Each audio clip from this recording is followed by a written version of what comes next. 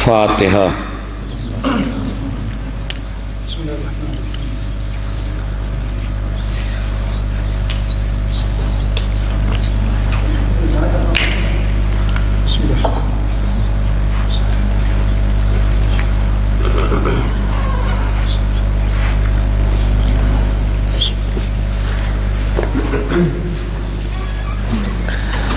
اعوذ باللہ من الشیطان اللعین الرجیم، بسم اللہ الرحمن الرحیم۔ الحمد للہ رب العالمین، الصلاۃ والسلام علی اشرف الانبیاء والمرسلین، شفیع المذنبین، الذی بعثہ رحمۃ للعالمین، سیدنا و مولانا و مولا الثقلین، محبوب رب المشرقین والمغربین، جد الحسن والحسین، ابی القاسم محمد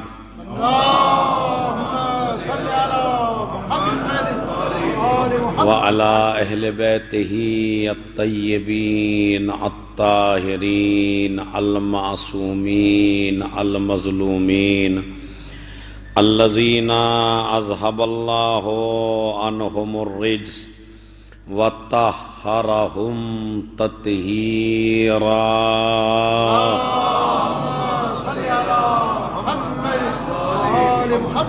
وَلَعْنَةُ اللَّهِ عَلَىٰ أَعْدَائِهِمْ أَجْمَعِينَ مِنْ يَوْمِنَا هَٰذَا إِلَىٰ قِيَامِ يَوْمِ الدِّينِ، أَمَّا بَعْدُ۔ قال اللہ تعالی وتبارک فی کتابہ الکریم، وہو اصدق القائلین، وقولہ الحق۔ بسم اللہ الرحمن الرحیم، انما انت منذر ولکل قوم ہاد۔ صلوات بھیج دیں محمد علیہ۔ اللہم صلی علی محمد وآل محمد وعجل فرجہ۔ موضوع گفتگو معرفت امام زمانہ ہے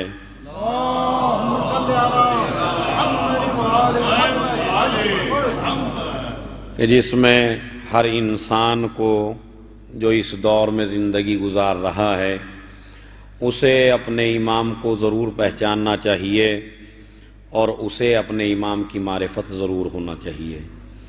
اسی لیے میں نے موضوع اشرے کا آخری اشرہ ہے، اسی لیے امام زمانہ موضوع رکھا تاکہ آپ کو یہ علم ہو کہ جس امام کے دور میں ہم زندگی گزار رہے ہیں اس کے حوالے سے ہماری ذمہ داریاں کیا ہیں اور اس کے حوالے سے ہمارے پاس معلومات کیا ہے۔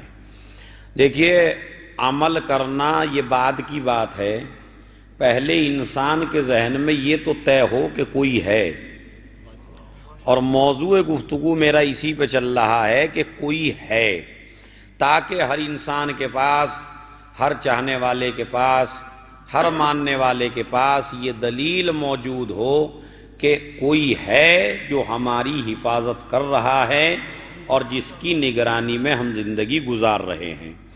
اب یہ بعد کی مجالس میں آئے گا کہ وہ کون ہے، ابھی تو بحث اس پہ ہے کہ انسان کا ذہن مطمئن ہو کہ کوئی ہے، اور اس کوئی ہے کو ثابت کرنے کے لیے ہمیں سب سے پہلے جس کتاب کا سہارا لینا پڑتا ہے وہ قرآن مجید ہے، کہ کہیں یہ شیعوں کا عقیدہ ہی تو نہیں ہے خالی کہ ایک ہے جو آنے والا ہے، عدل و انصاف کی حکومت قائم کرے گا، ظلم و جور کو ختم کرے گا، تو یہ ہمارا عقیدہ ہے یا اس عقیدے کے اوپر ہمارے پاس کچھ دلیلیں ہیں قرآن مجید سے، تاکہ ہم ہر انسان کو مطمئن کر سکیں کہ مذہب شیعت جذبات کی رو میں بہہ کے نہیں چل رہا ہے۔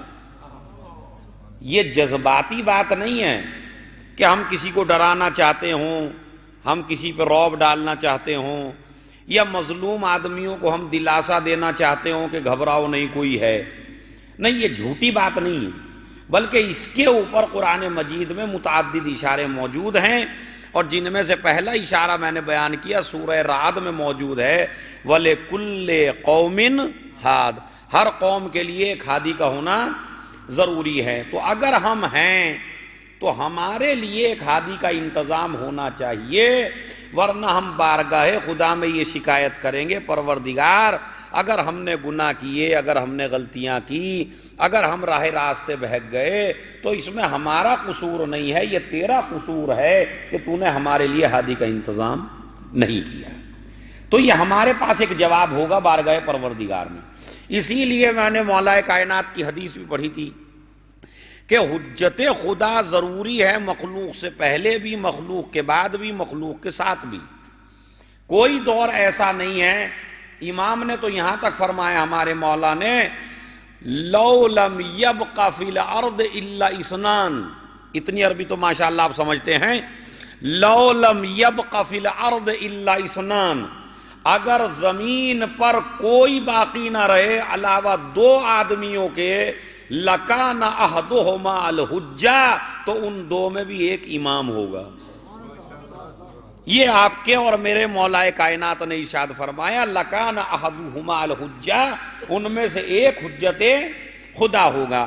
تو جب یہ طے ہو گیا کہ ہر دور میں قرآن کہہ رہا ہے، اگر قرآن مجید پہ آپ کو اعتبار ہے اور قرآن اللہ کا کلام ہے اور اس کے ایک ایک لفظ میں، ایک ایک حرف میں شک کرنا انسان کو کافر بنا دیتا ہے، تو پھر ہمیں اس بات کا جواب چاہیے ہر اس انسان سے کہ جو کسی ایک کا وجود نہیں مانتا، جو ہادی کے وجود کو تسلیم نہیں کرتا، اس سے ہم سوال الٹا یہ کریں گے کہ یہ بتاؤ کہ اس وقت ہادی اگر نہیں ہے تو قرآن کی اس آیت کا مطلب کیا ہے؟ اور اگر ہے تو پھر اسے تسلیم کرنا ہر انسان کے اوپر واجب ہے، اسے ماننا ہر مسلمان کے اوپر واجب ہے۔ لہذا پہلی دلیل یہ ہے۔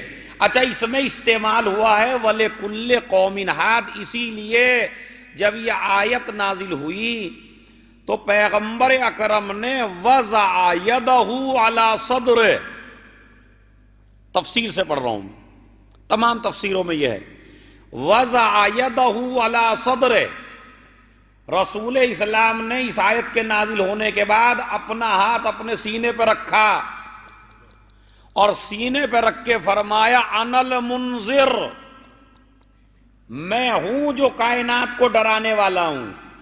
یعنی یہ جو آیت میں کہا انما انت منذر، آپ ڈرانے والے ہیں، تو اس سے مراد کوئی اور نہیں ہے، میں ہوں وہ ڈرانے والا۔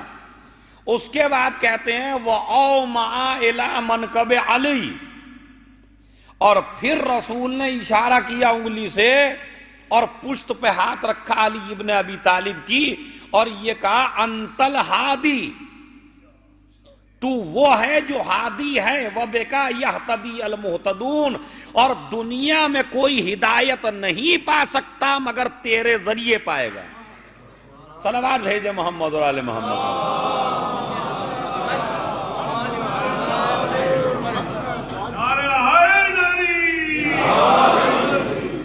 ایک اور صلوات پڑھیے بآواز بلند۔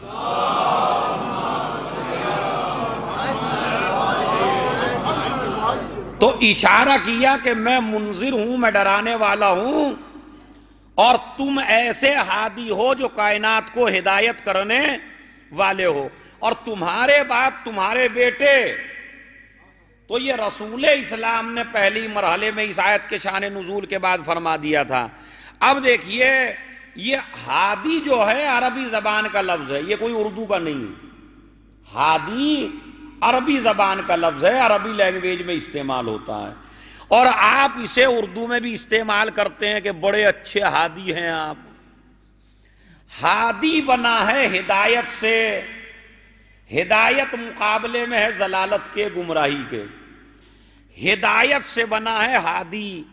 اس ہدایت کے جب آپ ڈکشنری میں معنی دیکھیں گے تاکہ آیت کا بالکل آپریشن ہو جائے اور بات اچھی طرح سمجھ میں آ جائے، اس ہدایت کے دو معنی ہیں، یاد رکھیے گا میری بات، ہدایت کے دو معنی ہیں۔ پہلا ہدایت کا معنی ہے اراعۃ الطریق، عربی زبان میں ہی بول رہا ہوں میں آپ کی، جو تفسیروں میں اراۃ الطریق راستے کو دکھانا. دوسرا معنی ہدایت کا ہے ایصال الی المطلوب، مطلوب تک پہنچانا. دونوں معنی میں زمین آسمان کا فرق ہے ہدایت کے. میرے ساتھ آپ بولیں گے تو آگے میں بڑھوں گا. پہلے معنی ہے اراۃ الطریق یعنی راستہ دکھانا.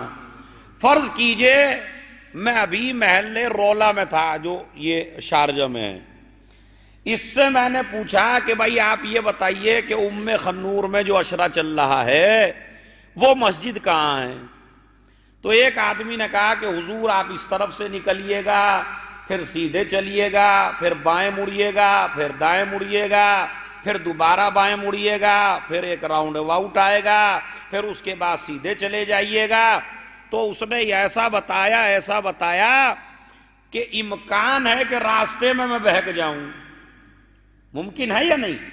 یہ ہدایت کے پہلے معنی ہے کہ اگر کسی آدمی کو آپ کی ضرورت ہو اور وہ آپ سے پوچھنا چاہتا ہو کہ فلاں جگہ کہاں ہے، تو آپ کو اس نے بتایا ادھر چلیے، پھر ادھر چلیے، پھر ادھر چلیے. اسے کہتے ہیں ہدایت کے پہلے معنی یعنی راستہ دکھانا.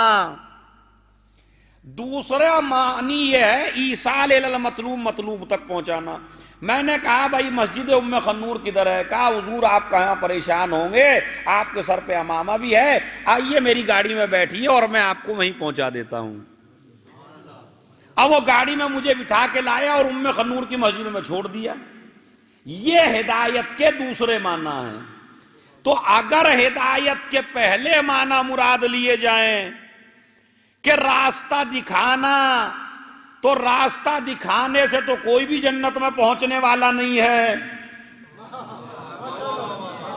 لہذا اب ایک ہی راستہ ہے کہ ہدایت کے دوسرے معنی مراد ہیں اور وہ ہے مطلوب تک پہنچانا. تو اگر ہادی ماننا ہے تو ایسے کو مانو جو راستہ نہ دکھائے بلکہ مقصد تک پہنچا دے.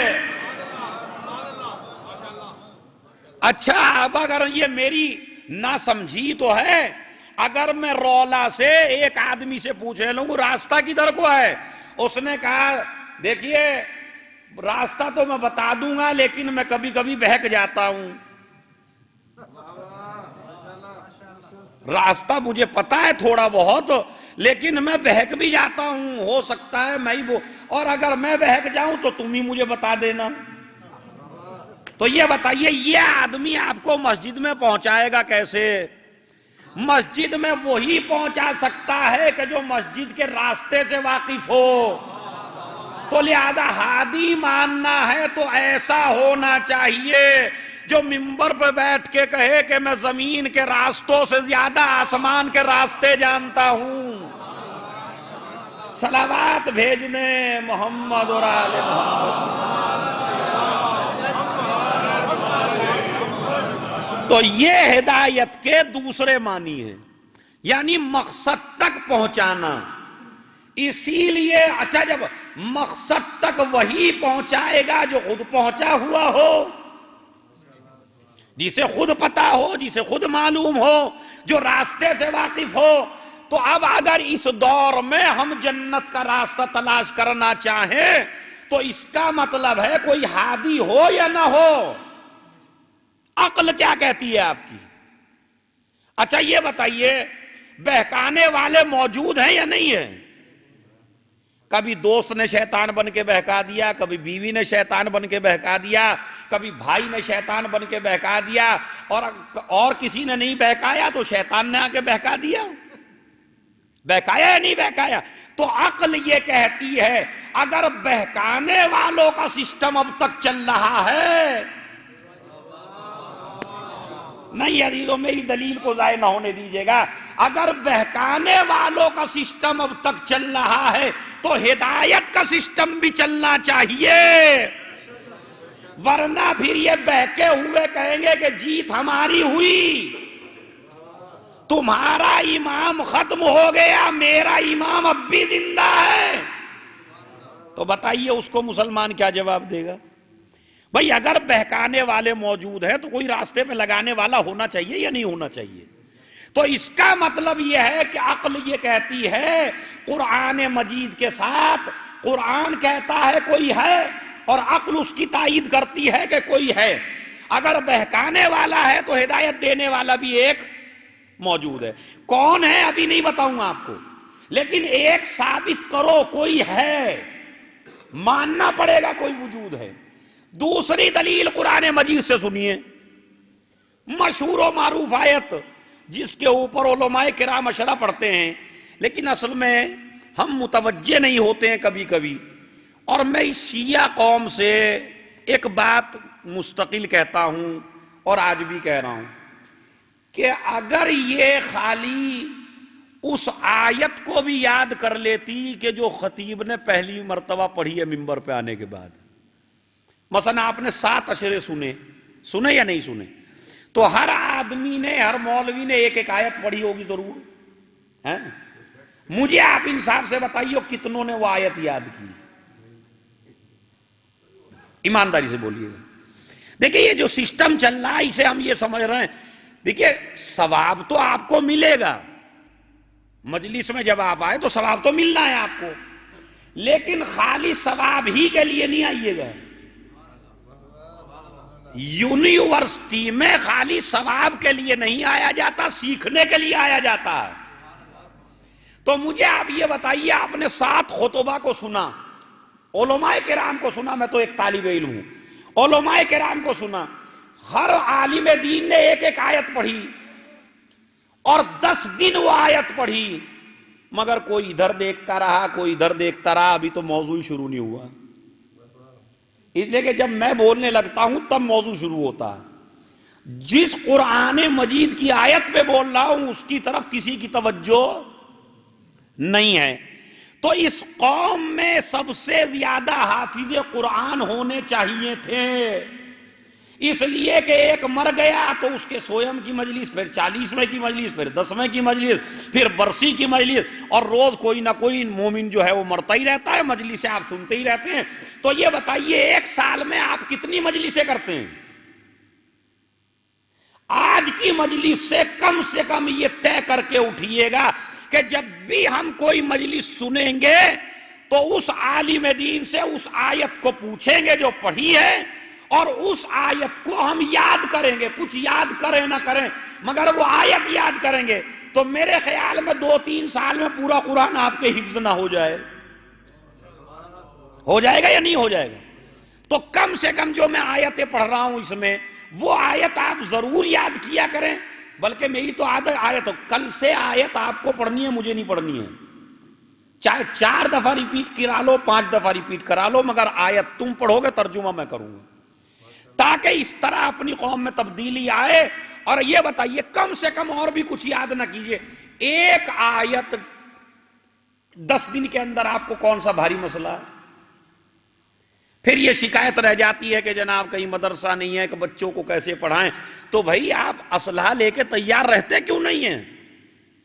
آپ کے پاس اتنی تعلیم ہونی چاہیے کہ آپ کسی کے محتاج نہ ہو، آپ اپنے بچے کو خود پڑھائیں۔ مگر ہمارے یہاں مسئلہ بڑا الٹا ہو گیا، ہم یہ سمجھتے ہیں کہ جس آدمی کی شادی ہو گئی اب اسے قرآن ہی نہیں پڑھنا، ایسا جیسے شادی نے آ کے بالکل روک لگا دی ہو کہ اب تمہیں سارے کام کرنے ہیں مگر تعلیم کا کام نہیں کرنا۔ ارے بچوں کو قرآن مجید پڑھانا ہے، ساری توجہ بچوں کے اوپر ہے اس کی، میرا بچہ قرآن پڑھ لے، میرا بچہ قرآن پڑھ لے۔ اچھا اگر بچہ یہ سوچ لے جب پاپا نے نہیں پڑھا تو میں کیوں پڑھوں، مسئلہ الٹا ہو جائے گا یا نہیں ہو جائے گا؟ اور اگر آپ قرآن مجید لے کے بیٹھیے، بچہ دیکھے گا کیا پڑھ رہے ہیں تو بچے کو خود بخود شوق ہوگا جب باپ پڑھ رہا ہے تو میں کیوں نہ پڑھوں۔ تو دیکھیے میں یہ کہہ رہا ہوں آپ کو، اور زیادہ بات کے لیے نہیں میں کہتا ہوں، اتنا کہتا ہوں ایک اشرے میں 10 مجلسوں میں کم سے کم ایک آیت تو آپ کو یاد ہونی چاہیے، وہ آیت جو خطیب نے جس کے اوپر اشرہ شروع کیا۔ تو کم سے کم 2-2.5 مہینے میں آپ کے 7 آیتیں تو یاد ہوتی، اگر 7 اشرہ ہوا آپ نے سنا۔ ہم نے یہ سمجھ لیا ہے کہ مجلس میں آئے تو ہم کامیاب ہو گئے، نہیں۔ دیکھیں یاد، نبی نے کہا 2 چیزیں چھوڑ کے جا رہا ہوں، ایک قرآن ہے، ایک میرے اہل بیت ہیں۔ بہکے ہوئے دونوں ہیں، جو اطرت کو چھوڑ دے وہ بھی بہکا ہوا ہے، جو قرآن کا دامن چھوڑ دے وہ بھی بہکا ہوا ہے۔ تو قرآن کا دامن نہیں چھوڑنا ہے، کم سے کم ایک آیت، اور زیادہ اپیل نہیں کرنا ہے مجھے آپ سے، ایک آیت وہ جس کے اوپر پڑھیے میرے ساتھ، بسم اللہ الرحمن الرحیم، انما انت منذر ولکل قوم ہاد، انما انت منذر وَلِكُلِّ قَوْمٍ، سورہ رعد آیت نمبر 7، کل انشاءاللہ یاد کر کے آئیں گے، پھر میرے ساتھ میں پڑھیں گے، ایک صلوات پڑھیں محمد اور آل محمد پر۔ میں آپ کو یہ احساس دلانا چاہتا ہوں کہ آپ بوڑھے نہیں ہوئے ہیں، آپ سمجھ رہے ہیں؟ یہ احساس مجھے دلانا، بوڑھے نہیں ہوئے ہیں آپ لوگ ابھی۔ قرآن مجید اگر آپ کے پاس ایک بھی گھنٹہ ہے، ایک دوست آپ کا قرآن جانتا ہے آپ نہیں جانتے، تو جہاں دوست سے آپ ہزاروں باتیں کرتے ہیں وہاں یہ نہیں کر سکتے مجھے آدھا گھنٹہ قرآن پڑھا دیجیے؟ پتہ کر سکتے ہیں یا نہیں کر سکتے ہیں؟ زوجہ قرآن پڑھی ہوئی ہے، شوہر قرآن نہیں پڑھا ہوا ہے، ساری نزاکت سارا غرور اسی میں ہے، بس ہاں بیوی سے پڑھ لوں گا تو نہ جانے کیا ہوگا۔ اچھا قرآن ہی پڑھ لیں گے تو کیا ہوگا؟ دوسری پڑھائی تو آپ کو پڑھائی رہی ہے روز، تو اگر بچنا ہی ہے دوسری پڑھائی سے بچیے، قرآن سے کیوں بچنا چاہتے ہیں بھائی؟ ایک صلوات پڑھیں محمد اور آل محمد پر۔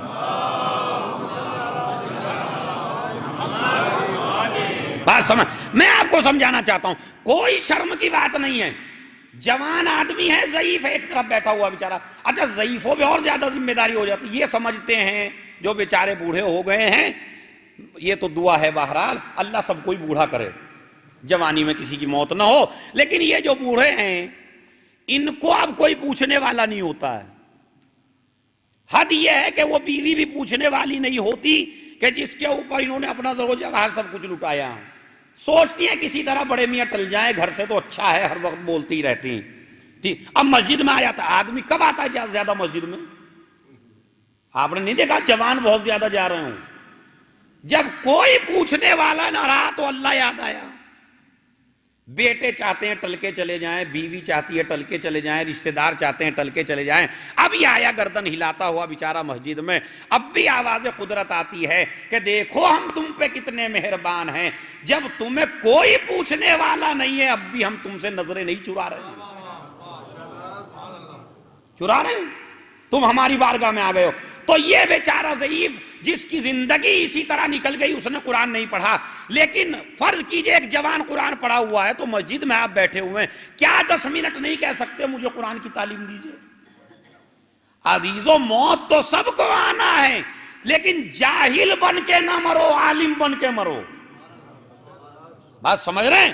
اب تو کوئی بھی کام نہیں رہا، ریٹائر آپ کر دیے گئے، جاب آپ کے پاس نہیں رہی، مگر اسی بات پہ توجہ نہ دو کہ میرا پوتا قرآن پڑھ لے، اس بات پہ توجہ دو جو غلطی میں نے بچپن میں کی وہ میں بڑھاپے میں دور کر رہا ہوں۔ اور مجھے انصاف سے بتائیے، جب بوڑھا کوشش کرے گا میں قرآن پڑھوں، باپ کوشش کرے گا میں قرآن پڑھوں، دادا کوشش کرے گا میں قرآن پڑھوں، تو بچے کو سمجھانے کی ضرورت نہیں ہے، بچہ خود ہی قرآن مجید کی طرف متوجہ ہو جائے گا۔ لہذا اپنے اندر تبدیلی لائیے، اور یہ تبدیلی کم سے کم اتنی ہو کہ جو جس آیت کے اوپر اشرا پڑھا جا رہا ہے وہ آیت تو کم سے کم ہمیں یاد ہونی چاہیے، نہیں ہونی چاہیے۔ ایسا تو نہیں ہے کہ میں آپ کو بہکا رہا ہوں، یہ بھی تو مسئلہ ہو جاتا ہے کبھی کبھی، نہ جانے کیا ہو گیا۔ ایک صلوات پڑھیں محمد و آل محمد۔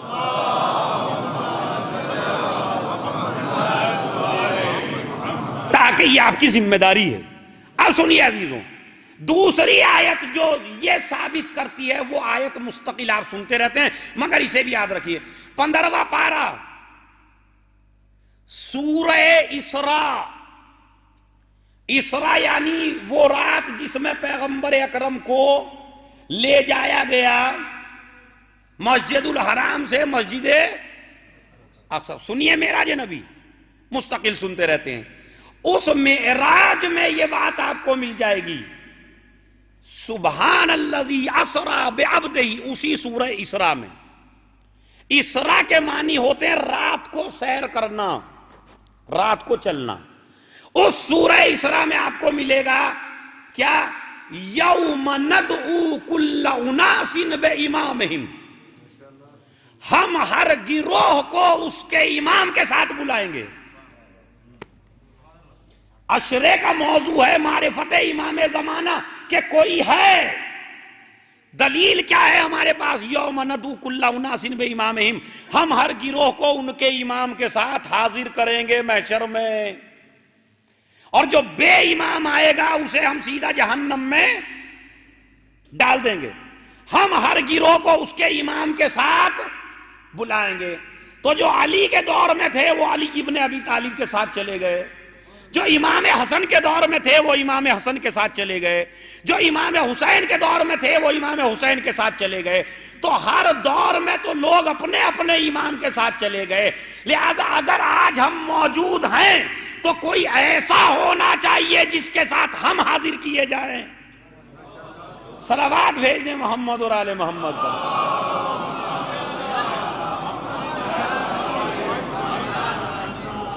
ایک اور صلوات بھیجئے محمد اور آل محمد پر.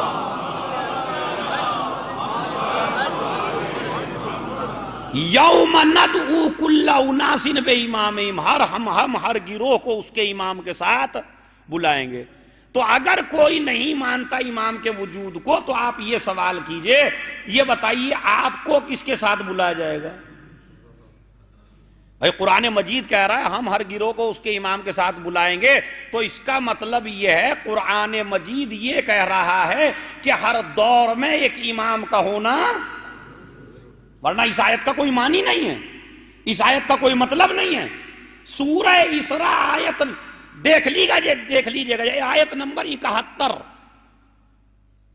سورہ اسراء 15واں پارہ آیت نمبر 71، یوم ندعو کل، ہم ہر گروہ کو اس کے امام کے ساتھ بلائیں گے. تو لہذا قرآن مجید اشارہ دے رہا ہے کہ ہر دور میں ایک امام کا ہونا ضروری ہے. اگر امام نہیں ہے، اچھا جب یہ طے ہو گیا کہ اس زمانے میں کوئی امام ہے، ورنہ قرآن کی آیت کا مطلب ختم ہو جائے گا.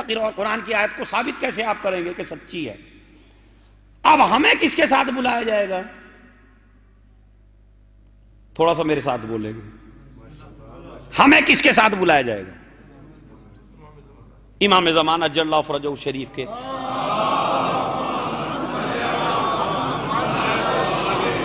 اچھا جس کے ساتھ ہمیں بلایا جائے گا عقل کیا کہتی ہے؟ اس کو ہمیں پہچاننا چاہیے یا نہیں پہچاننا چاہیے؟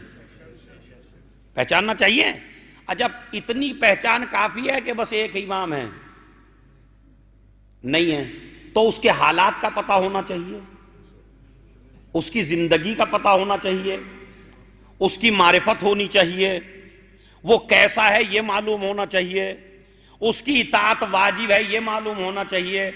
ہمارا ہر عمل ہر شب جمعہ اس کی بارگاہ میں جاتا ہے، اور وہ جب اپنے شیعوں کے عمل کو خراب دیکھتا ہے تو گردن جھکا کے بیٹھ جاتا ہے. تو کیا ہماری ذمہ داری نہیں ہے کہ ہم اپنے عمل سے اپنے امام کی گردن کو جھکنے نہ دیں، بلکہ وہ امام جو کسی کے سامنے نہیں جھکے گا اسے ہم بھی جھکنے نہیں دیں گے؟ تو یہ ذمہ داری ہے یا نہیں ہے؟ صلوات بھیجئے محمد و آل محمد پر.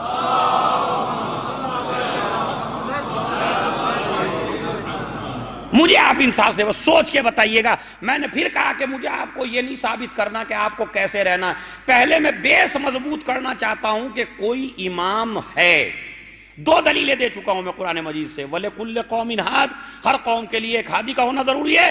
یوم ندعو کل اناس بامامہم، ہم ہر گروہ کو اس کے امام کے ساتھ بلائیں گے. تو جس امام کے ساتھ ہم بلائے جائیں گے وہ ہمارا امام اس دور میں ہے، ورنہ ہمیں کس کے ساتھ بلایا جائے گا؟ جب ہمیں ان کے ساتھ بلایا جائے گا تو تھوڑی سی غلط فہمی ہو جاتی ہے جوانوں کو. اصل میں خطیب پورا مسئلہ بیان نہیں کر پاتا تو اشتباہ ہو جاتا ہے. جب ہم یہ کہتے ہیں کہ دوسرے اماموں کی بالنسبت اس امام کے حوالے سے آپ کی ذمہ داری زیادہ ہے، تو اس کو لوگ جملے کو پکڑ لیتے ہیں اور اس کو مس یوز کر دیتے ہیں، غلط پھیلا دیتے ہیں. ارے دیکھیے وہ تو 11 کی، یہ کہہ رہے 11 کی کوئی اہمیت ہی نہیں ہے. نہیں، 11 کی اہمیت تو ثابت ہے، اسے انکار کرنے والا تو کافر ہو جائے گا. بات سمجھ رہے ہیں؟ اور 11 نے بتایا تبھی تو 12ویں کو مانا. کوئی ہمارے اوپر وہی تھوڑے ہی آئی, ہم ایسے اتنے بڑے مومن نہیں ہے کہ جس کے اوپر ملک نازل ہو جائے. تو یہ جو ہم 12ویں کو مان رہے ہیں, کس کے کہے سے مان رہے ہیں؟ 11 آئے, اچھا جس کو اعتبار نہ ہو 11 پہ وہ 12ویں کو نہ مانے, لیکن جس کو اعتبار ہے اسے تو ماننا ہے یا نہیں ماننا ہے؟ عزیزو, جس طرح زمین کی سطح پر پانی کا بہنا اس بات کی دلیل ہے کہ زمین کے اندر پانی ہے, اسی طرح پہلے 11 کا آ جانا دلیل ہے کہ کوئی 12واں ہے, ورنہ یہ کیسے ثابت ہوگا؟ لہذا 11 نے بتایا کہ ایک 12واں ہے, اس کو ماننا ہے. تو جب آپ کے اوپر سب سے زیادہ ذمہ داری اس 12ویں کی ہے, مجھے آپ انصاف سے بتائیے, روداری نہ کیجیے گا, گھبرائیے گا بھی نہیں, میں کوئی سزا دینے والا نہیں ہوں, مگر ہر آدمی مجھے اس بات کا جواب دے کہ کیا ہم نے جتنا دوسرے ائمہ کے بارے میں جانتے ہیں, کیا اس امام کے بارے میں جانتے ہیں؟ اچھا پھر آپ کی بھی مجبوری ہے, گھوم پھر کے بات آ جائے گی پھر عالم دین کی طرف. کہا جی ہم کیا کریں, سویم پڑھا تو اسی طرح خیبر پڑھا, کبھی خیبر کبھی خندق پڑھنا چاہیے, ضروری ہے, پہچان کرانی ہے ہمیں اپنے ہر امام کی, لیکن ایسا تو نہیں کہ ہم ایک ہی طرف چلتے رہیں بس. بات سمجھ رہے ہیں؟ مطلب جس طرح علی امام ہے, کیا اسی طرح یہ 12واں امام نہیں ہے؟ تو جتنے قصے, جتنی باتیں, جتنے فضائل ہمیں اپنے مولا کے یاد ہیں, کم سے کم اتنے فضائل ہمیں اس امام کے بھی یاد ہونے چاہیے جس کے ساتھ ہمیں بارگاہ خدا میں بلایا جائے گا. ہونے چاہیے یا نہیں ہونے چاہیے؟ اچھا علی کی کوئی اولاد ایسی نہیں ہے جس کے فضائل نہ ہوں. یہ میری جہالت ہے کہ مجھے پتا نہیں ہے, مگر یہ اسی علی کا بیٹا ہے, تو فضائل کی کمی نہیں ہے ان کے.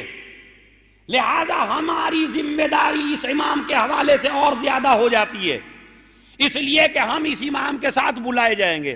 اچھا اگر ہم 11 اماموں کا قصیدہ پڑھتے رہے اور 12ویں کے بارے میں ذرا سا بھی شک ہو گیا تو یاد رکھیے جنت میں جانے والے آپ نہیں. کیوں؟ اس کا ریزن سن لیجیے. دنیا میں جتنے بھی دین ہیں, جتنے بھی ہیں, جتنے بھی مذاہب ہیں, ان مذاہب میں یہ بات پائی جاتی ہے کہ اگر آپ اسے 75% مان لیجئے تو آپ کامیاب ہیں. ہے یا نہیں ہے؟ کوئی بھی دنیا کا دین مان لیجئے, آپ دنیا کا مذہب مان لیجئے, تو اس مذہب میں یہ بات پائی جاتی ہے اگر آپ نے 75% بھی اپنے مذہب کو مان لیا, فالو کر لیا, تو آپ کامیاب ہیں. مذہب اسلام کی عجیب و غریب خاصیت ہے. مذہب اسلام یہ کہتا ہے کہ اگر آپ نے مذہب اسلام کو 99% مانا اور 1% نہیں مانا تو ایسا ہی ہے کہ گویا کہ آپ نے کچھ بھی نہیں مانا. بات سمجھ گئے؟ یعنی ہر مذہب یہ کہتا ہے کہ اگر آپ نے 75% مان لیا تو کامیاب ہے. مذہب اسلام کی خاصیت کیا ہے؟ 100% ماننا ہے. ایسا نہیں کہ 99% مان لیا تو بڑے اچھے ہو گئے آپ. مجھے آپ یہ بتائیے کہ شیطان کیا خدا کو 2 مانتا تھا؟ دکھائیے پورے قرآن میں اس نے کہا خدا 2 ہیں. کیا عادل نہیں مانتا تھا؟ کیا قادر نہیں مانتا تھا؟ اگر قادر نہ مانتا تو یہ کیوں کہتا مجھے قیامت تک کی زندگی دے دے؟ تو اس کا مطلب ہے قادر بھی مانتا ہے, خدا بھی مانتا ہے, لائق عبادت بھی مانتا ہے. سجدہ کر رہا تھا خدا کو یا نہیں کر رہا تھا؟ اچھا قیامت کو بھی مانتا ہے, ورنہ یہ کیوں کہتا اس وقت تک کی زندگی دے دے؟ تو قیامت کو بھی مانتا ہے, خدا کو بھی مانتا ہے, خدا کی قدرت کو بھی مانتا ہے, مگر پھر شیطان کیوں بن گیا؟ کہا نہیں, مذہب اسلام کی اور ہمارے دین کی خاصیت یہ ہے کہ خالی ہمیں ماننا کافی نہیں ہے جب تک انہیں نہ مانو جنہیں ہم منوائیں. تو شیطان بنا کاہے سے؟ خالی ایک سجدے کے انکار نے شیطان کو شیطان بنا دیا. کتنے سجدوں کا انکار کیا اس نے؟ ایک سجدے کا. اچھا مولا علی فرماتے ہیں نہج البلاغہ میں، مجھے تعجب ہوتا ہے اس انسان کے اوپر کہ جو شیطان کا واقعہ پڑھتا ہے، جو ایک سجدے کا انکار کر کے جنت سے نکال دیا جا سکتا ہے، تو پھر یہ مسلمان پوری نماز کا انکار کر کے جنت میں جا کیسے سکتا ہے؟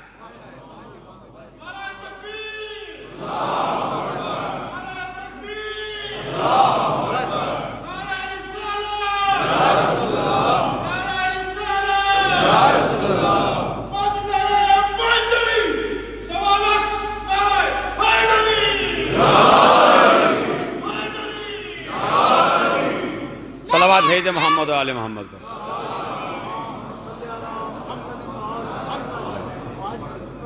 لگا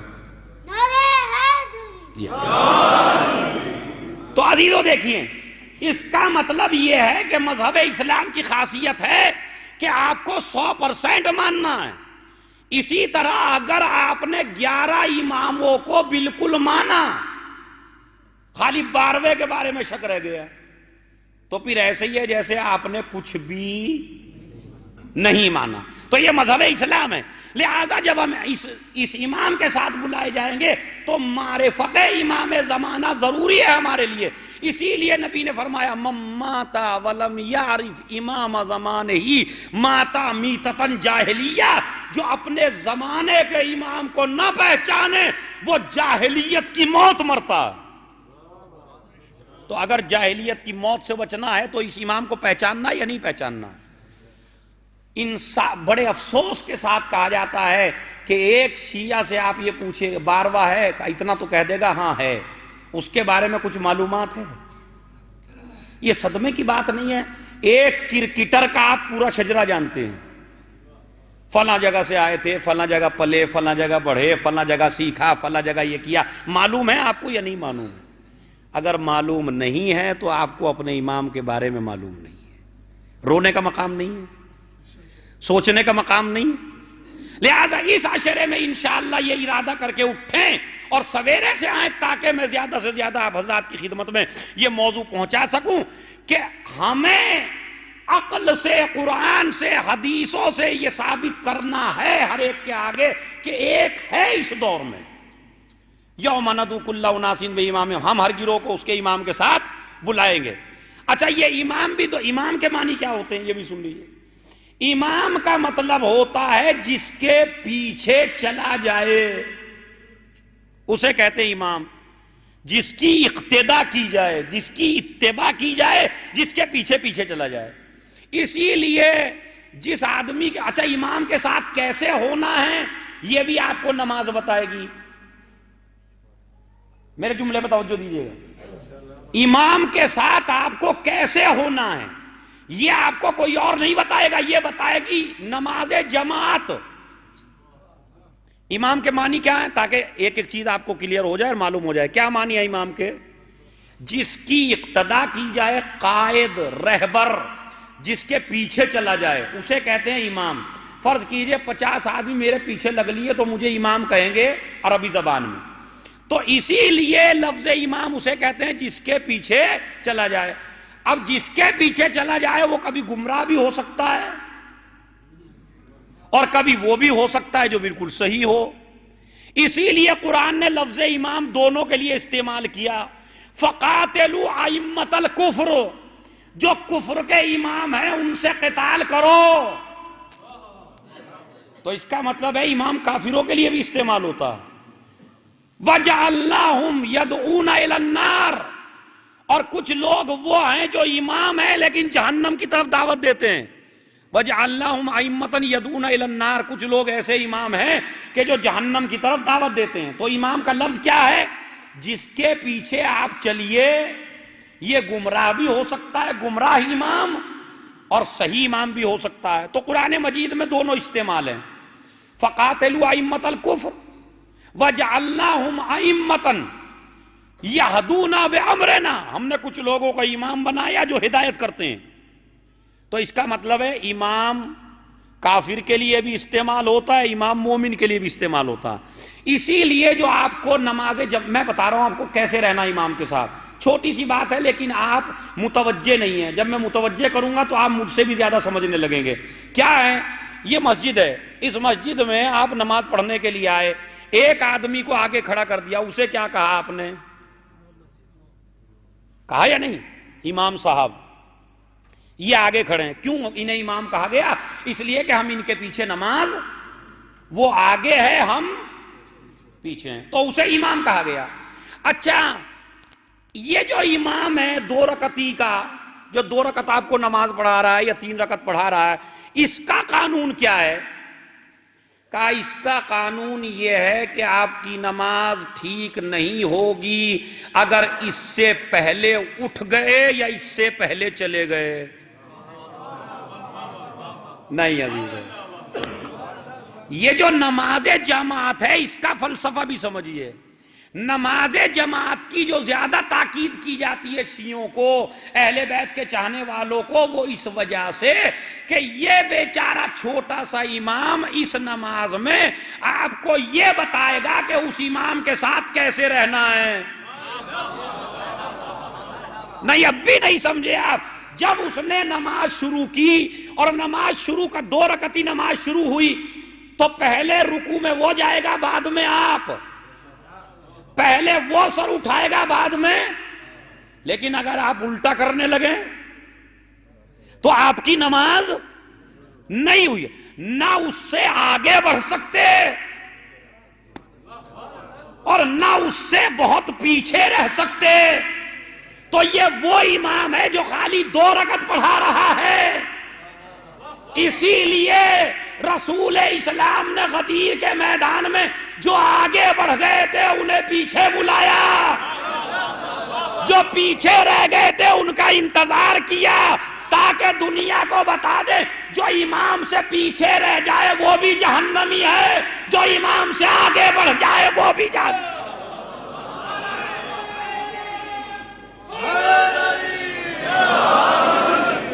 ایک صلوات بھیج دیجئے محمد و آل محمد پر.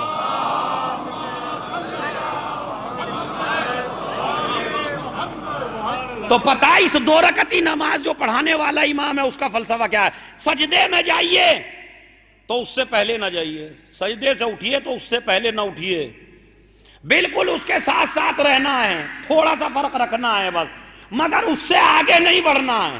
تو یہ جو جماعت ہے اس کا فائدہ ہے، یہ آپ کو امامت کے بارے میں بتاتی ہے کہ اگر 2 رکعت کا امام بھی ہو اس سے آگے بڑھنے میں بھی نجات نہیں ہے، تو پھر جو کائنات کا امام ہو اس سے آگے بڑھنے میں بھی نجات، آدمی جہنم میں چلا جاتا. اچھا اسی لیے جب نبی نماز پڑھاتے تھے تو بعض لوگ پہلے اٹھ کے چلے جاتے تھے. نبی نے کہا بھائی جب آتے ہو تو نماز ذرا ٹھیک ٹھیک پڑھ لیا کرو. کہا جی ٹھیک ہی تو پڑھتے ہیں. کہا نہیں تم تو پہلے اٹھ جاتے ہو مجھ سے. کہا آپ آگے دیکھتے ہیں یا پیچھے دیکھتے ہیں؟ نبی نے فرمایا جس طرح مجھے آگے سے دکھائی دیتا ہے اسی طرح پیچھے سے دکھائی دیتا ہے. بات سمجھ رہے ہیں؟ تو عزیزو آپ اس فلسفے کو سمجھیے کہ امام کے ساتھ آپ کو کیسے رہنا ہے، امام کی معرفت حاصل کرنا ہے. یہ ہے آپ کے لیے دوسری دلیل، یوم ندعو کل اناس بامامہم، ہم ہر گروہ کو اس کے امام کے ساتھ بلائیں گے. تو اگر ہر گروہ کو اس کے امام کے ساتھ بلایا جائے گا تو اس دور میں جو انسان زندگی گزار رہے ہیں وہ کس کے ساتھ بلائے جائیں گے؟ وہ کس کے ساتھ بلائے جائیں گے؟ اگر آپ کہتے ہیں کہ کوئی نہیں ہے تو پھر قرآن جھوٹا ہے، تو لہذا ماننا پڑے گا کہ کوئی ہے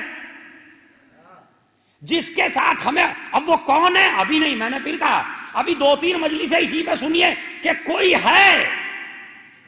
انشاءاللہ تیسری دلیل قرآن مجید سے کل آئے گی. کل 2-3 دلیلیں اور قرآن، تقریباً 6 دلیلیں قرآن سے دینی ہیں جلدی جلدی. لیکن چونکہ آج جو ہے ایک مناسبت بھی ہے، اور مناسبت ہے اسی ہادی کی بیٹی کی، اسی امام کی بیٹی کی شہادت کی تاریخ کہ جسے ہم امام موسیٰ کاظم علیہ السلام باب الحوائج کے نام سے یاد کرتے ہیں.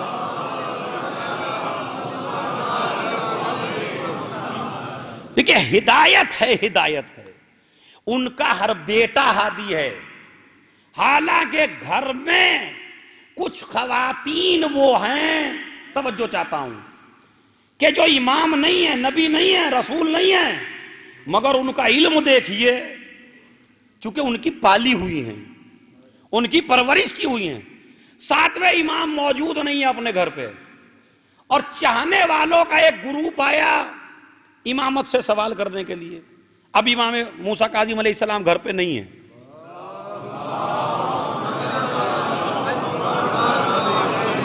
انہوں نے دیکھا جب گھر پہ نہیں ہے، دروازہ کھٹکھٹایا، کوئی نکلا، اس نے کہا امام تو نہیں ہے. کہا ہم تو اپنے کچھ سوالات لے کے آئے تھے، ہم بڑے پریشان ہیں، ہمارا وطن بڑی دور ہے، یہ مسائل ہمارے ایسے کہ ایسے ہی رہ جائیں گے. بھائی امام کی بیٹی نے سنا، جسے معصومہ قم کہتے ہیں، ایک مرتبہ اس سے کہا نہیں ان کے سوالات لے کے آؤ. پورے مجمع کے سوالات کو لیا.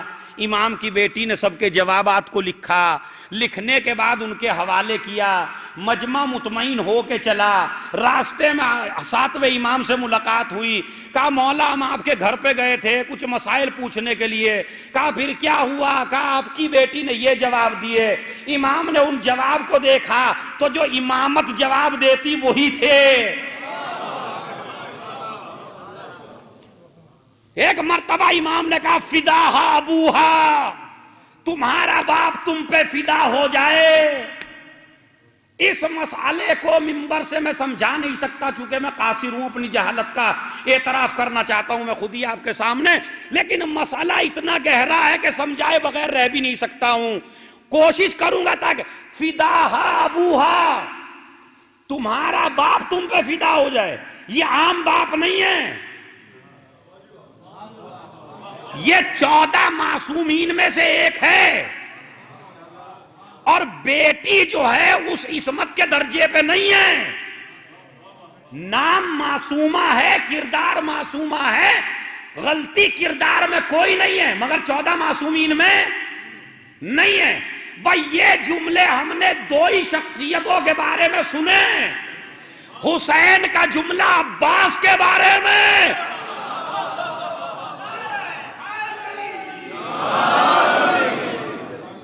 حسین کا جملہ عباس کے بارے میں ہے، تمہارا بھائی تم پہ فدا ہو جائے. تو جب ایک معصوم غیر معصوم پہ اپنے کو فدا کرنے لگے تو اس کا مطلب یہ ہے کہ اس کی زندگی اتنی معصومانہ ہے کہ اس کی زندگی میں کوئی گناہ نہیں ہے. ورنہ معصوم ایسے نہیں کہہ سکتا فداہا ابوہا. 3 معصوم ہیں جنہوں نے فرمایا ہے. پہلے معصوم صادق آل محمد،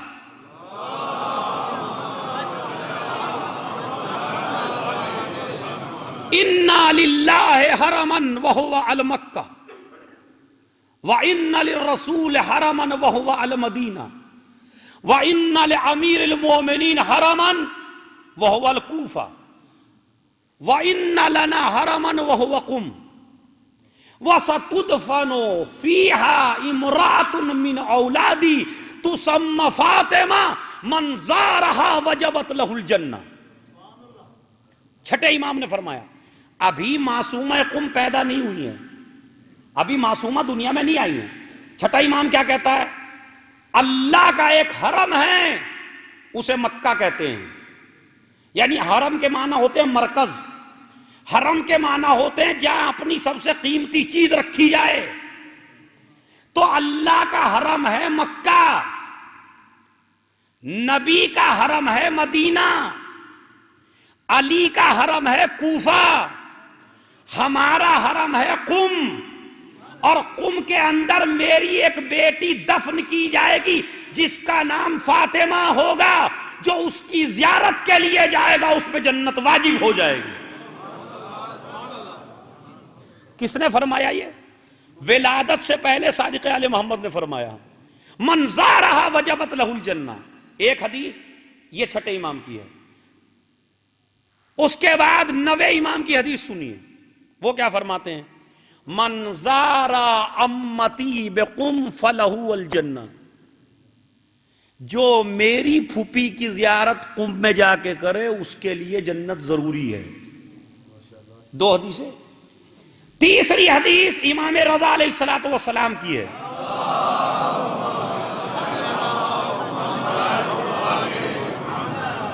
من زارہا عارفا بحقہا وجبت لہ الجنہ.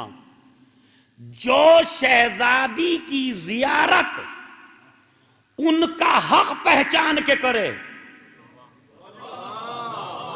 عارفا بحقہا، ان کے حق کو پہچان کے ان کی زیارت کرے، اس کے اوپر جنت واجب ہے. کتنے معصومین نے فرمایا جنت واجب ہے؟ 3 معصوم نے اس بی بی کے بارے میں فرمایا کہ جنت واجب ہے، اور اس کا اس وجہ سے بھی زیادہ اجر ہے. سن لیجئے عزیزو، بڑی عجیب و غریب بات بتا رہا ہوں، نسلوں تک یاد رہے گی. اس بی بی کا اتنا اجر کیوں ہے وہ بھی سن لیجئے. اس کی وجہ یہ ہے کہ آیت اللہ مراشی، محمود مراشی، انہوں نے مولا کائنات سے اور ائمہ سے استغاثہ کیا 40 دن، اور 40 دن کا نجف میں عمل کیا، خوب زیارتیں پڑھی، خوب دعائیں پڑھی، خوب اپنے امام سے استغاثہ کیا. ایک ہی ضد ہے بس ان کی. ضد کیا ہے؟ کہ مجھے میری جدہ کی قبر کا نشان بتائیے. جناب زہرا سلام اللہ علیہا کی قبر.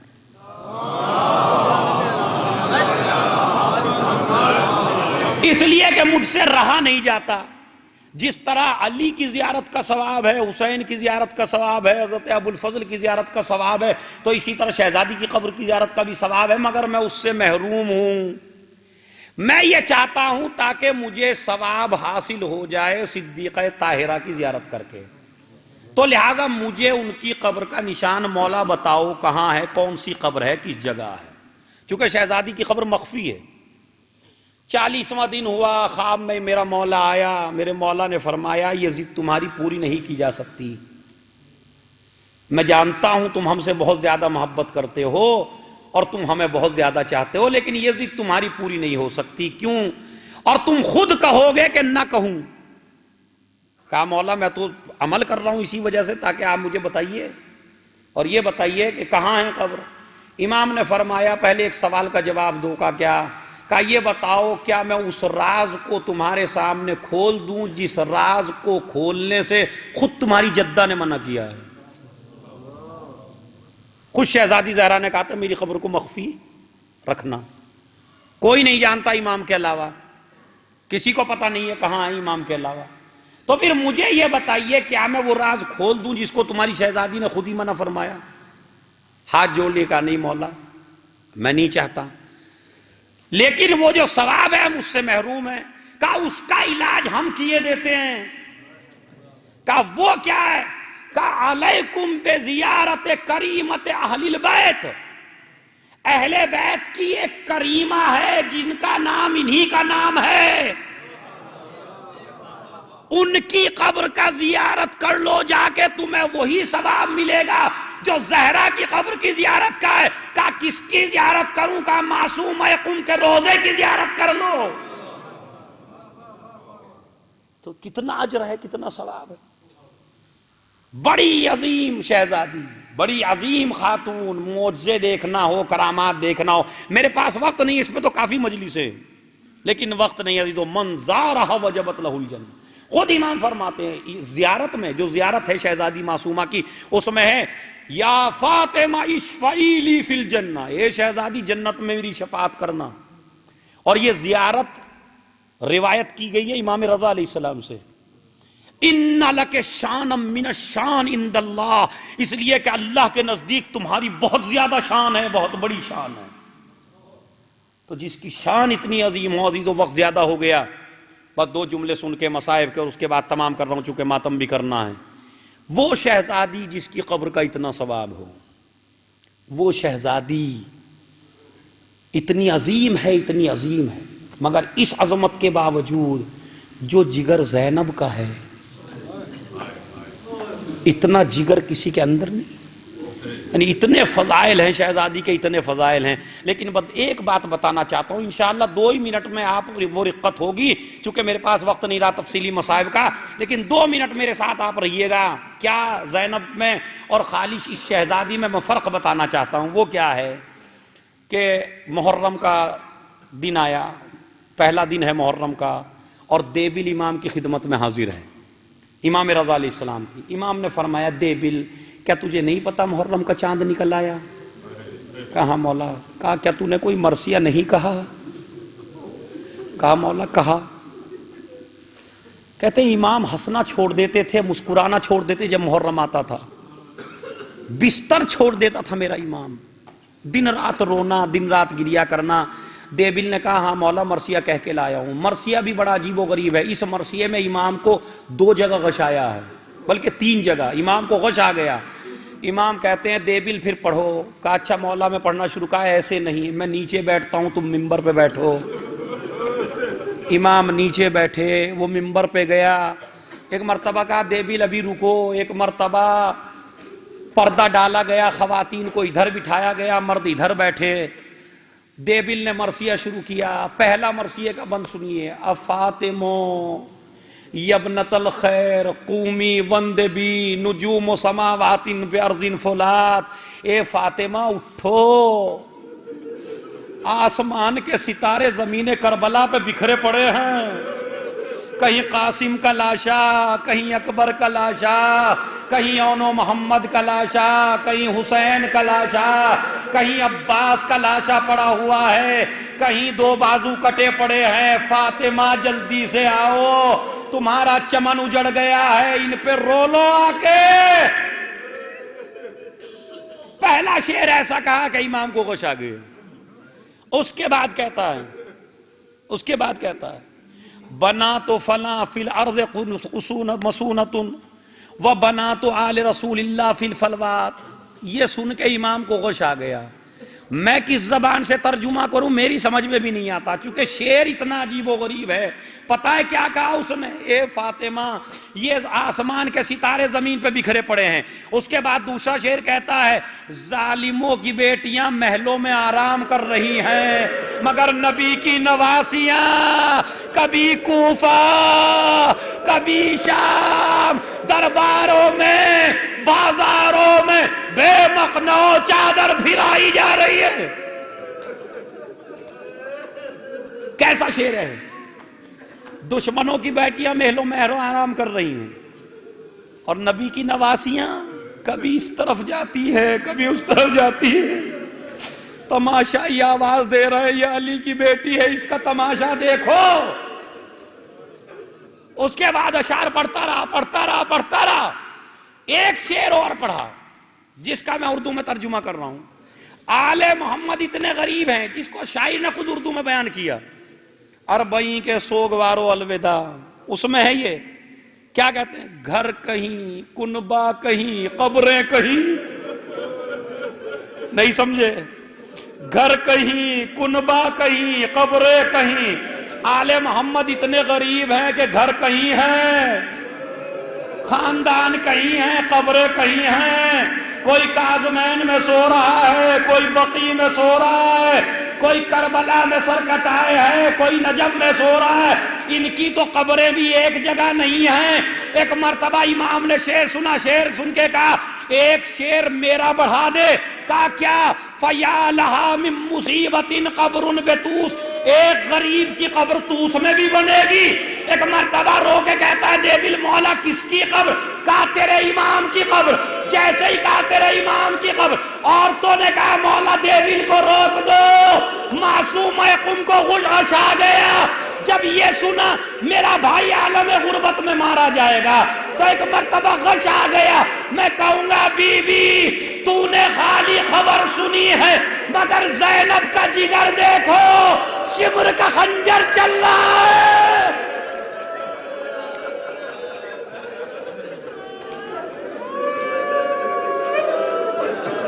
شمر کا کند خنجر چل رہا ہے. بہن کو بھائی نظر نہیں آ رہا ہے. پہلے تو دل میں گھبراہٹ ہوئی، گھبراہٹ ہونے کے بعد کبھی ادھر گئی کبھی ادھر گئی. بعد میں جب کربلا جائیں گے تلے زینبیہ موجود ہے، ایک بلندی پہ پہنچی، کیا دیکھا؟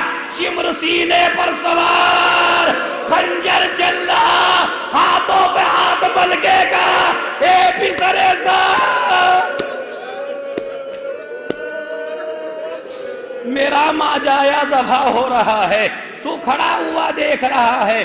لو عزیزو، روایت کہتی ہے اس کے بعد معصومہ قم نے مدینے سے سفر کیا قم کی طرف، جا رہی ہیں شہزادی بھائیوں کو لا کے، راستے میں جنگ ہوئی، جس طرح زینب کے بھائی قتل ہوئے تھے اسی طرح ان کے بھائی قتل ہو گئے، مگر جب شہر سے قریب پہنچی لوگوں کو پتہ چلا، استقبال کے لیے چلے، کالے کالے لباس لیے، کالے کالے علم لیے۔ معصومہ نے ایک مرتبہ محمل سے سر نکالا، سر نکال کے کہا یہ کون سا طریقہ ہے استقبال کا، یہ کالے کالے علم کیوں ہیں؟ کسی نے کہا بی بی جس بھائی کی زیارت کے لیے آئی ہو، تیرا بھائی دنیا سے چلا گیا، جیسے یہ سنا بیمار پڑی دنیا سے چلی گئی، میں کہوں گا شہزادی کم سے کم لوگوں نے پرسہ تو دیا، مگر زینب اور سکینہ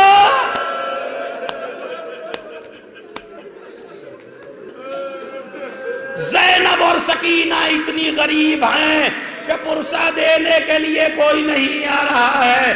مگر ہاں عزیزو، اس کے بعد بیمار پڑی، موسیٰ ابن خزرج اپنے گھر لے آیا، بڑی خاطر کی، بڑی عزت کی، مگر جب دنیا سے گئیں یہ طے ہوا کہ دفن کون کرے۔ ایک شخص ہے جس کا نام قادر ہے، بڑا مسکین ہے، بڑا بے عزت دار ہے، بڑا نیک ہے، کہا تاکہ اسی کے جنازہ حوالے کر دیں قبر کے اندر۔ مگر وہ کہتا ہے کہ جب دفن کی باری آئی تو میں نے دو شخصیتوں کو دیکھا کہ دو امام آئے یا دو معصوم آئے، آنے کے بعد کہا تم نہ ہاتھ لگانا، ہم دفن کریں گے۔ شہزادی کو دفن کر دیا۔ میں کہوں گا عزت کے ساتھ دفن ہو گئی ہو، کوئی پریشانی نہیں ہوئی، تم امام کی بہن ہو، تمہیں یہ عزت ملی کہ عزت کے ساتھ دفن کیا گیا۔ مگر جب تمہیں دفن کیا گیا مجھے ایک بہن اور یاد آئی، جس بہن کا نام سکینہ ہے، زندان میں دم توڑا، کوئی جنازہ اٹھانے والا نہیں ہے، بیمار بھائی نے جنازہ اٹھایا، فرات کا رخ کیا، چچا عباس ارے میں کس طرح جنازہ اٹھاؤں، میرے ہاتھوں میں رسن بندی ہے، ابھی قبر کھود کے قبر کے حوالے کرنا چاہا، کیسے کرتے؟ دو ہاتھ نکلے، اے سجاد لاؤ میری امانت مجھے دے دو، سیعلم الذین ظلموا ایہا منقلب ینقلبون۔ اللہم اغفر للمؤمنین والمؤمنات والمسلمین والمسلمات الاحیاء منہم والاموات، تابع بیننا وبینہم بالخیرات انکا مجیب الدعوات انکا علی کل شیء قدیر۔ ماتم حسین